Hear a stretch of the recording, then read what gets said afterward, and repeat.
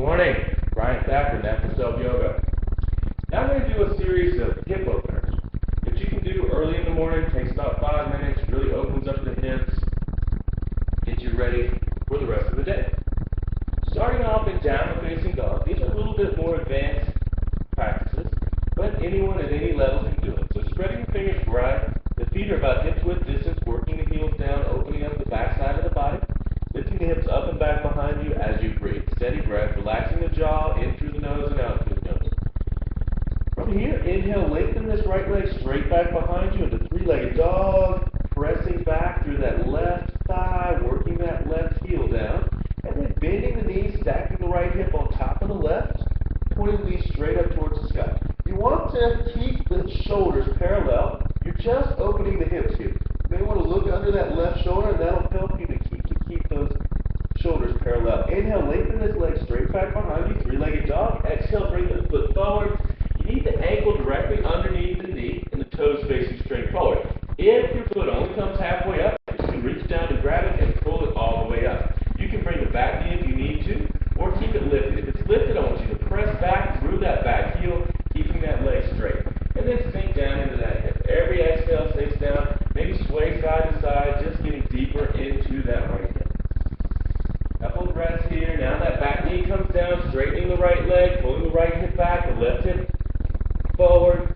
You might want to lift that heel up. You can isometrically press that heel down and pull it back. That's going to help you get a stretch through the back side of the leg.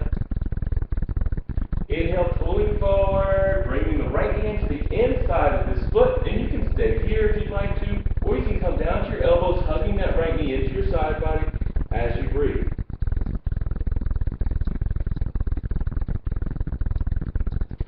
Lifting up, bring your hands to the outsides of the foot, lifting back. And then we'll work to the other side. Lengthen that left leg straight back behind you.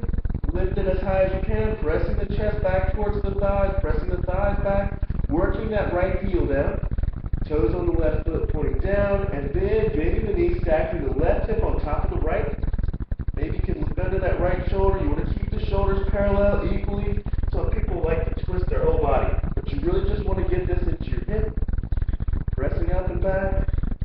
Inhale, lengthen that leg straight back behind you. And then exhale, bringing that foot forward, plant it between your hands. Again, knee over ankle, toes straight forward. Pressing back through that back heel, steady breath. You can sway side to side. Sinking down into that hip. We do this a lot in the warm-ups in my classes, if you come to them. But it's really a full practice in and of itself. If you've only got 5 or 10 minutes to move and stretch, I recommend doing this. It'll make you feel a lot better for the rest of the day. Again, pressing that left heel down and pulling it back. Hips are facing forward. And then bending the knee, bringing the left hand to the inside of the knee. Sinking down, hugging the left into the side body as you breathe. Steady breath in and out. And then lifting up. Now that you're warmed up, lifting the hips back behind you. We can work deeper into these poses. Bringing the right foot forward again. Plant it between your hands. Rolling the back heel down. Let's sink down into side angle pose. Horizontal Konasana. Lengthening the left arm up and over your head. One long line of energy from the outside of that left foot through the tips of the left fingers. Tucking the tailbone. One thing that I have to work on a lot is lifting that back thigh up and back. That's going to give you a lot more space in the hips. Steady breath, lengthening through the spine, lengthening through the crown of the head, sinking down with every exhale, spreading those thighs apart. Then bringing that left hand down, stepping back, lengthening the spine, switching sides, stepping the left foot forward, bringing that back heel down. You have heel to arch alignment. You're pressing into the outside of that foot, and these toes are facing straight forward. And tucking that hip under, lifting up, one long line of energy. Deep breath in and out through that side body, lifting back, but sinking down into this hip. Huge hip open. Steady breath.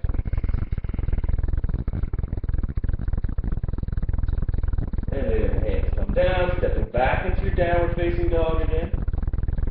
Now we're going to switch sides and moving into triangle pose, stepping that right foot forward, rolling that back heel down, straightening that right foot, that right hand down, lifting the left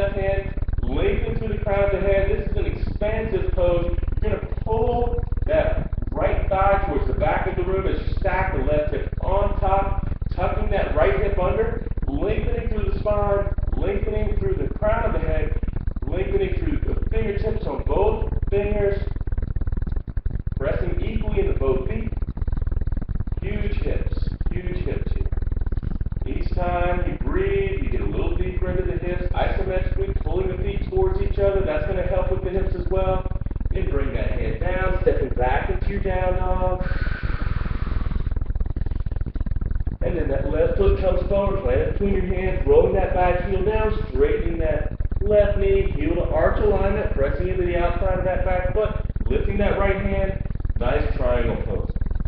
You want your spine to ultimately be parallel to the ground, but we're mainly working on that hip. Pressing your feet into the ground, pulling the feet together, lengthening through the crown of the head, stretching and extending through both hands, breathing, and look up towards that top bone, and release. Bringing that foot down, come back. Then, if you still have time, you want to get deeper and deeper into the pose, you can come down into your pigeon pose, bringing the right knee to the outside of the mat, outside of the right of your hip. Back leg is parallel. Take your time to lengthen through the spine, keeping the leg hinging forward. Oh yeah, this is really challenging, so just be aware. Flexing the foot so that your knee is supported. Your hips are parallel to the ground. This is something that beginners need to be adjusted for because a lot of times they'll roll onto their hip, their knee will be on the wrong side of the mat, and you won't get the stretch that you need. Lifting up and back, downward facing dog, and then switching sides. The left knee comes to the outside of the left of the hip. You can stay in these poses for as long as you like, or as short as you want. This is just a nice opening, depending on the amount of time that you have. Steady breath in and out.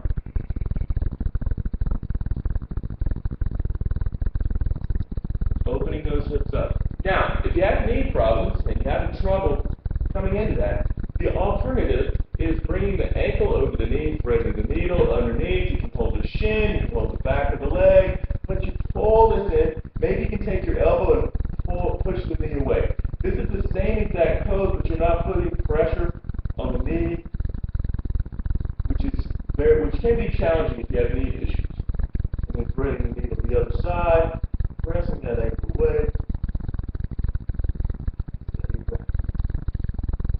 Now, if you really want a challenge, you can work your way into frog pose, the early morning challenge. This would be something that you would do in the morning. You're going to spread your knees as wide as you can. Sorry for turning my back to you guys. Flexing the feet. And then you're going to just lie down, bring your forearms down. If you don't feel anything, you press your hips back towards your heels, opening those hips up the other way. This is a huge hip opener. I'll show you from the side what it looks like. Spreading the knees wide as you can, flexing the feet. Down, back towards your heels until you get the nice opening that you want. You can relax your forehead down, and you can stay here for a little bit.